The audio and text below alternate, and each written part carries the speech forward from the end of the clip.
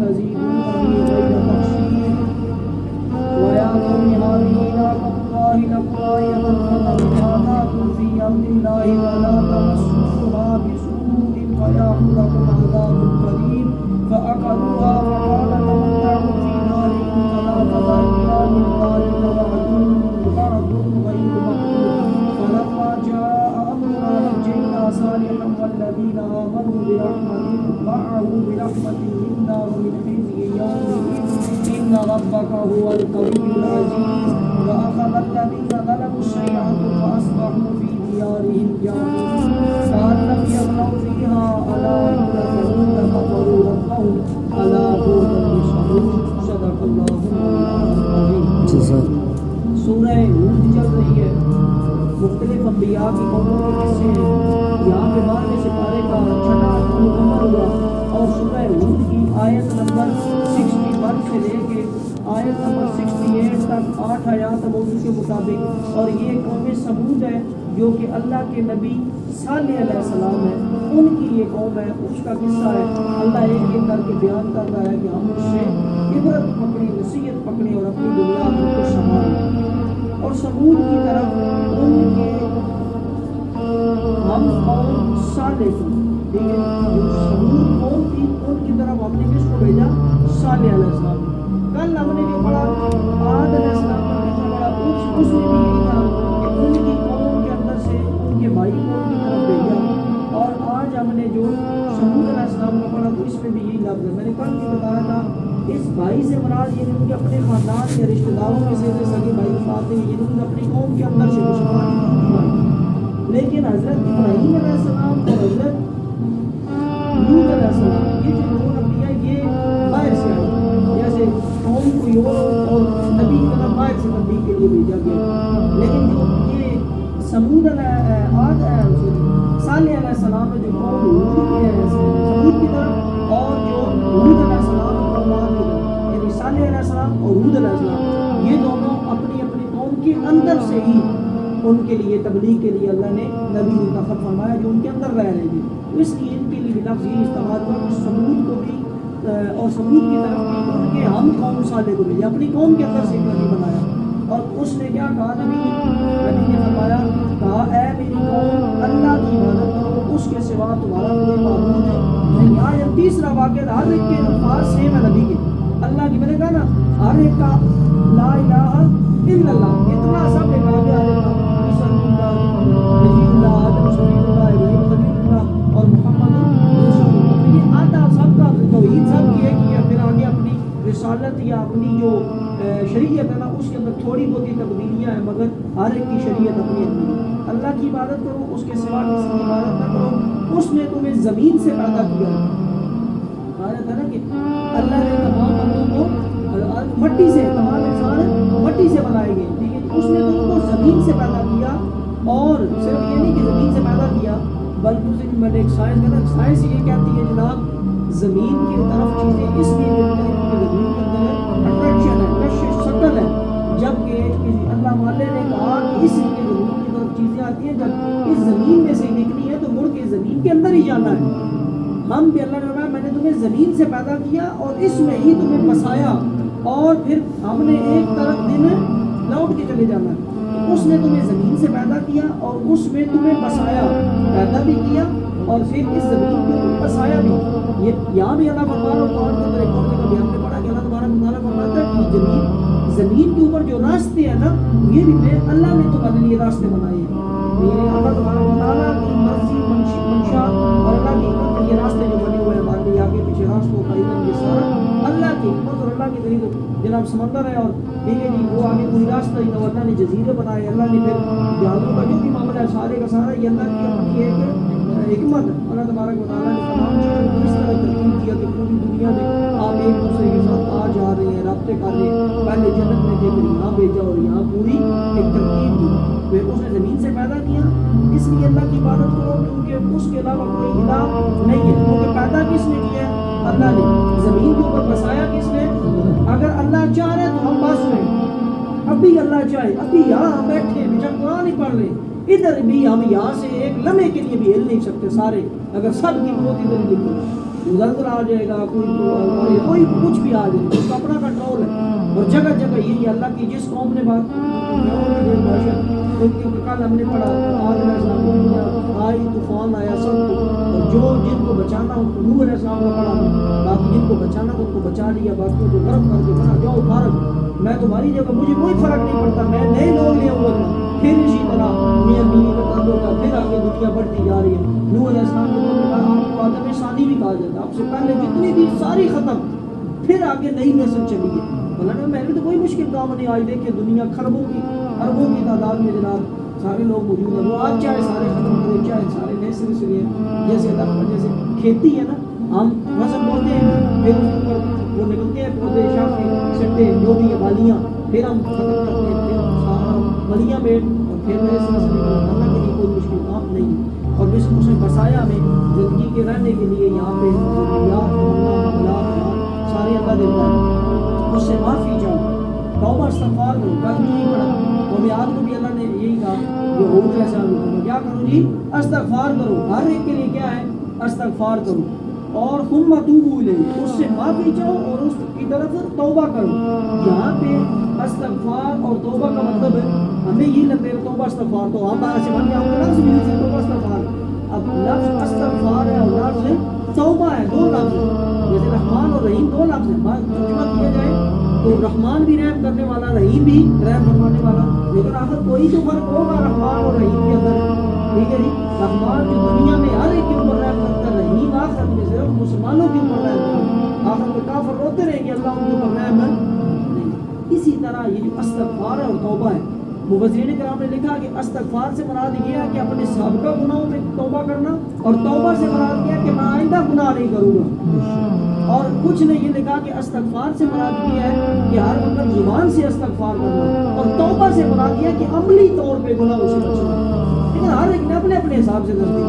اس نے کہا کہ استغفار زبان کی توبہ ہے اور اصل توبہ عملی طور پہ توبہ ہے کہ اس گناہ سے بالکل بچ جانا. اور یہ نیت کر لینا کہ پچھلے جتنے گناہ ہے اس میں استغفار کر کے معافی چاہنا. اور توبہ یعنی میں نے یہی بتایا کہ توبہ کا اصل مطلب ہے رجوع کرنا، لوٹنا، پلٹنا.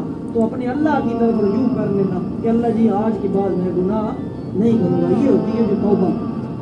تو پھر اللہ کی اس کی طرف رجوع لے ہو. بے شک میرا رب قریب بھی ہے اور دعا سننے والا بھی ہے. تو استغفار کرو، اللہ بہت قریب ہے. قرآن کے اندر اللہ فرماتا ہے میں تمہاری شاہ رگ سے قریب ہوں. میں مومن کے انسان کے دل اور اس کے درمیان روح کہہ لیں یعنی انسان اور اس کے دل کے درمیان اللہ موجود ہے. اب دل یہ ہے ہمارا اور انسان شاہ رگ یہ ہے، یہاں پہ اللہ موجود ہے. نہیں، اللہ اتنا قریب ہے آپ کے، جب پکارے وہ آپ کو سنیں گے. اس کے اوپر میرا الگ پورا ایک لیکچر ہے. آپ نے کہا ٹھیک ہے جی، اپنے جب آپ اللہ سے دعا کرتے ہیں اللہ آپ کی دعا قبول فرماتا ہے. تو انہوں نے فرمایا جب بھی تم سے جتنے گناہ ہوئے ہیں، جو توبہ ہوئی بھی ہے تم سے، جو قوم عاد صالح علیہ السلام کی قوم کی سمود ہے، یہ بھی عاد اولا عاد ثانی اور وہی والا معاملہ کہ پہاڑوں کو چین کے اور صحیح طاقتور اور پہاڑوں کے اندر چٹانوں سے گھر بنا کے اور ان کے اندر رہنا اور طاقتور. اور یہ بھی نہیں کہ کوئی بوڑھے لگتے یا ذہنی طور پہ اچھا بنا نواز تھا، اچھے بنے ذہنی طور پہ بالکل اسلام تھے، صرف اکڑ، غرور، تکبر، انکار کیا نبی کا اور اللہ تبارک و تعالیٰ کا انکار کیا اور اپنے باپ دادا کی غلط روشوں کو اور شرک کو نہیں چھوڑا. تو تب اللہ تبارک و تعالیٰ نے ان کی پوچھ پکڑ کی. میں توبہ استغفار کرو. ان کی عمریں تقریباً کہا جاتا ہے کہ 300 برس سے لے کے 1000 سال تک ان کی قوم کی عمریں تھیں. یعنی ایک بندے کی 300 کم سے کم اور زیادہ سے زیادہ 1000 سال تک. صحابہ کرام نے حضور صلی اللہ علیہ وسلم سے بڑا مشہور ہے، ان کو اتنی زیادہ عمریں ہیں. آپ میں ایک اللہ نے آپ کو لیلۃ القدر دے دیا، وہ ساری زندگی 1000 سال عبادت کرتا رہے. تم ایک رات لیلۃ القدر کی عبادت کرو، اس کی پوری زندگی سے تمہاری رات ہوتی ہے. یہ محمد رسول صاحبہ نے کہا ہماری تو عمر ہی 4 سال 17 کے فرمایا ان کو نہ حساب لگاؤ، تم محمد صلی اللہ علیہ وسلم کی امتی ہو. تم ایک رات انزلناہ فی لیلۃ القدر وما ادراک ما لیلۃ القدر لیلۃ القدر خیر من الف شہر. الف کہتے ہیں 1000 مہینوں سے افضل. ٹھیک ہے، الف شہر 1000 مہینوں سے افضل. تو یہ جناب کیا ہے کہ تم معافی کرو، اللہ کی طرف رجوع لو. بے شک اللہ سننے والا ہے، قبول کرنے والا ہے. آگے سے قوم نے کیا جواب دیا؟ بولے اے صالح اس سے پہلے تو تم ہمیں اچھے معلوم ہوتے تھے، یعنی ہم تمہاری قدر کرتے تھے. لیکن اب جب تم نے وہی حضور صلی اللہ والا معاملہ کہ جب جناب حضور صلی اللہ جب تک ٹھیک تھے نا، ان کو معاملہ جب تک نبوت کا اعلان نہیں ہے، صادق ہے، امین کہ جب نبوت کا اعلان کیا تو نہیں یاسین ہم تو نہیں مانتے آپ نبی، حالانکہ مانتے ہیں سارے لوگ. انہوں نے کہا آپ کو ہم تو پہلے اچھا سمجھتے تھے، کیا تم ہمیں اس سے منع کرتے ہو کہ اپنے باپ دادا کے رشتوں کو نہ معبودوں کو نہ پوچھیے، اور بے شک جس بات کی طرف ہمیں بلاتے ہو ہم اس سے بڑے دھوکہ ڈالنے والے شک میں، یعنی تم ہمیں شک میں ڈال رہے ہو. ہم اپنے باپ دادا کے دین پہ بولوں گی تو اس کے اندر تم ہمیں اس میں سے نکالنا چاہتے ہو. آگے سے کیا جواب دیا صالح علیہ السلام نے اپنی قوم کو؟ بولے اے میری قوم بھلا بتاؤ، اگر میں اپنے رب کی طرف سے روشن دلیل پر ہوں اور اس نے مجھے اپنے پار سے رحمت بخشی ہے، یعنی مجھے نبی بنایا، تمہارے لیے تبلیغ کی طرف بھیجا ہے، تو مجھے اللہ سے کون بچائے گا اگر میں اس کی نافرمانی کروں؟ اگر میں بھی اس کی بات نہ مانوں، جو تبلیغ کا مقصد ہے وہ لے گیا ہے پر منع نہ کروں، تو وہ مجھے بھی پوچھے گا. کیونکہ جگہ جگہ آتا ہے کہ اللہ تعالیٰ نبیوں کو بھی کھڑا کر کے پوچھے گا کہ آپ نے تبلیغ کی تھی قوم کو یا نہیں کی تھی؟ کی تھی. قوم سے پوچھے گا تمہارے پاس نبی آئے تھے یا نہیں آئے، لیکن میں نے بھی جواب دیا ہونا ہے.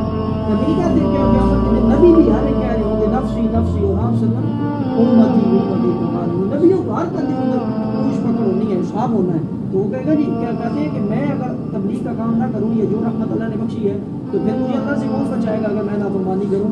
تو تم مجھے سوا نقصان کے کچھ نہ بڑھاؤ گے، تم تو صرف خود بھی شرک کر رہے ہو.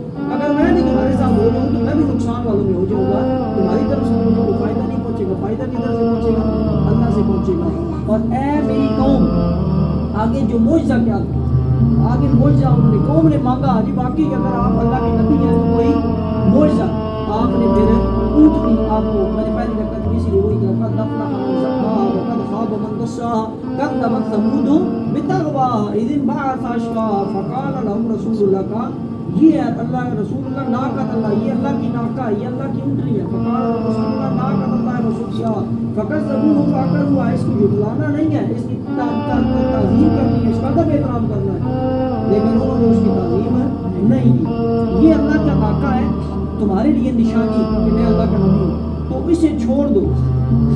کہا جاتا ہے کہ تقریباً 1,500 لوگ تھے ان کی اس قوم کے، اور وہ اونٹنی کا دودھ سارے استعمال کرتے تھے لیکن اس وقت ختم نہیں ہوتا تھا. وہ معجزہ تھا اللہ کی طرف سے بھیجی گئی تھی.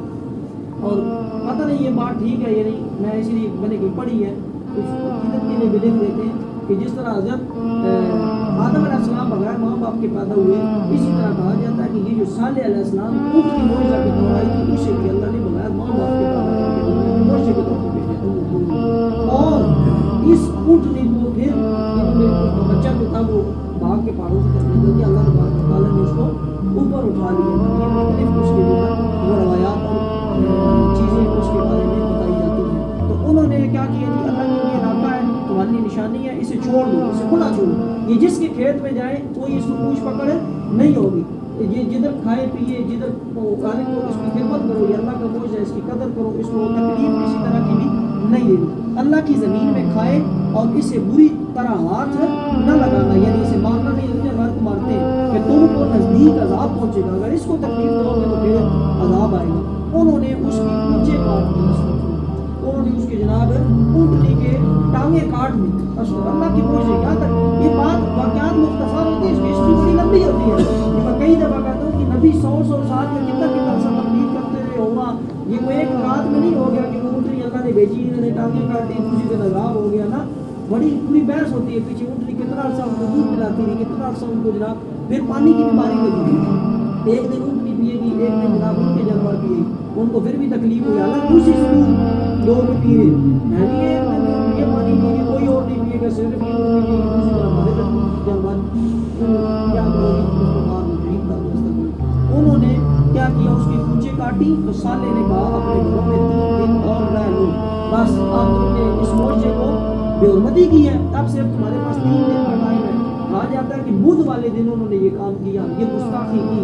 اور بدھ جمعرات جمعہ 3 دن ہفتے والے دن عذاب شروع ہو گیا تھا. پہلے دن ان کے چہرے پیلے ہوئے، انہیں سمجھ آنا شروع ہو گئی کہ قوم جو ہے نا، کہ دوسرے دن ان کے چہرے زرد اور تیسرے دن کالے ہو گئے. ان کے چہرے پہلے دن پیلے پڑے، دوسرے دن سرخ ہوئے، اور تیسرے دن ان کے چہرے کالے ہو گئے.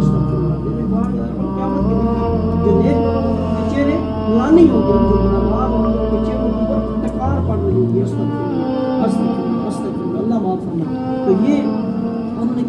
کے سالے نے کہا اپنے گھروں میں 3 دن اور رہ لو، یہ وعدہ ہے کہ جھوٹا نہیں ہوگا، اللہ نے بتا دیا عذاب آئے گا۔ پھر جب ہمارا حکم آیا ہم نے سالے اور اس کے ساتھ کے مسلمانوں کو اپنی رحمت فرما نے بچا لیا اور اس دن کی رسوائی سے، اور بے شک تمہارا رب کبھی عزت والا ہے۔ جو ایمان والے ہیں ان کو اللہ کی اپنی طاقت سے اللہ نے بچا کے عزت دی، جنہوں نے اس کو ظلم کیا تھا، اس کو کے اوپر موشے کی درگزری کی تھی، نبی کی درگزری کی تھی، اللہ کو جو بلایا تھا اللہ نے ان کو تباہ و برباد کر دیا۔ کیسے تباہ و برباد کیا؟ بس آخری 2 آیات اپنے 1 سے 2 منٹ صرف۔ اور ظالموں کو عذاب کیا آیا؟ چنگھاڑ نے آ لیا۔ ابھی اس کے بارے میں یہاں پہ نہیں ہے، قرآن کے اندر غالباً سورہ حامیم سجدہ کے اندر ہے، یا چل یہاں پہ بھی ہے، وہاں پہ اللہ تعالیٰ فرماتا ہے کہ جو القاریہ سنر ہے 30 سے بارے میں بھی القاریہ چیز ہوگی، القاریہ تم کیا جانو وہ کیا ہوگی، وما ادراک ما القاریہ یوم یکون الناس کالفراش المبثوث، اس دن انسان جو ہے وہ بالکل روئی کے گالوں کی طرح، وتکون الجبال انسان بالکل پتنگوں کی طرح اور پہاڑ بالکل روئی کے، یہ حالت ہوگی، زلزلہ اور چیخ و سوز کا جائے گا قیامت کے دن۔ اس جو سمود علیہ السلام کی قوم پہ عذاب آیا تھا، سمود قوم پہ صالح علیہ السلام کی قوم پہ جو عذاب آیا تھا، اس کو قرآن میں ایک اور جگہ پہ بالکل اسی طرح بیان کیا گیا جس طرح قیامت کی ہولناکی بیان کی گئی، اتنا سخت عذاب۔ بالکل وہاں پہ قاریہ کا لفظ آتا ہے، کذبت ثمود وعاد بالقاریہ، بالقاریہ کی یاد آ گئی، کذبت ثمود نے جھٹلایا، عاد بالقاریہ، تو پھر ان کے اوپر قاریہ آئی، وہی سخت چیز کی ہار، سخت آواز اور خوفناک اور ڈراؤنی، جیسے سور پھونکا جائے گا نا، کتنا ڈراؤنا کہ سارے مر جائیں گے، جو قبروں کے اندر کلیجے پھٹ جائیں گے، اس طرح کا عذاب ہے۔ یہ جدھر تھے ادھر یہ مر کے رہ گئے، کلیجے پھٹ گئے، کان پھٹ گئے، بالکل تباہ و برباد، چیخ چنگھاڑ اور زلزلے سے اللہ نے پکڑے۔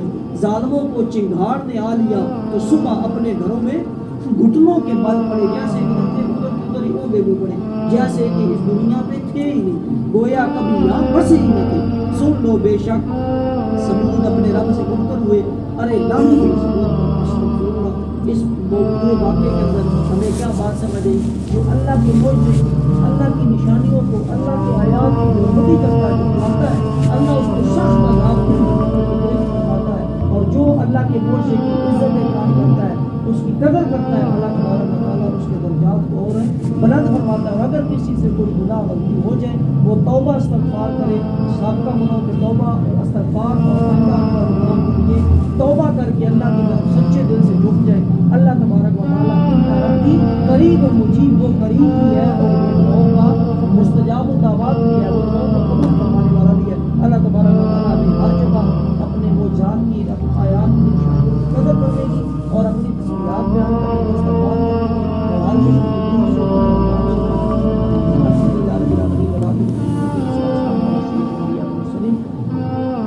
اللہ جو بیان کیا بھول چوں غلطی کمی بےدبی گستاخی عیب کا واسطہ معاف فرما۔ اس قصے کے اندر یا تمام آیات کے اندر جو اصل معنی مضمون اور نور پوشیدہ ہے، پنہا ہے، وہ اپنی قدرت فضل سے ہم سب قلوب و اذان کو آشکار فرما۔ ان قصوں کے اندر جو اصل عبرت ہے، جو اصل نصیحت ہے، جو واعظ ہے، وہ پوشیدہ ہے، وہ ہمیں خود بلکہ اپنے فضل سے ہمارے قلوب و اذان کو آشکار فرما کے دنیا آخرت کو سنوارنے کی توفیق عطا فرما۔ ان آیات کے ذریعے ہمارے صغیرہ کبیرہ گناہ معاف فرما، ہمارے قبروں کو بلند و روشن فرما، سب